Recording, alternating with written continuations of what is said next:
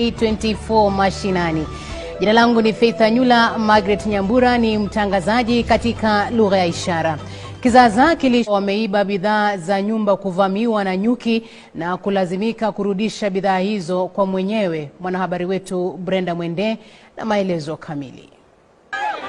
Kumeshuhudiwa sinema ya bure katika soko la Kabati, kaunti ya Kitui, baada ya jamaa hawa kulazimika kubeba bidhaa hizi kwa kichwa na kuzirudishia mwenyewe. Tumeona kitu ya kushangaza.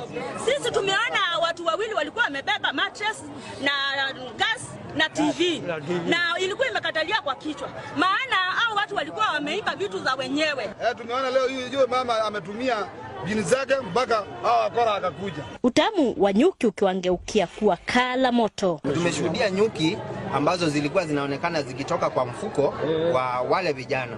Wezi hao waliimba mali hiyo wiki iliyopita, na mwenyewe alipopiga ripoti kwa polisi akusaidika, hali ambayo ilimlazimisha kutazi. Wamewaonya watu wenye tabia za wizi kubadilisha mienendo wasijapata aibu kama hii. Kwa hivyo kuimba sio kuzuri, afadhali mtu atumie jasho ya.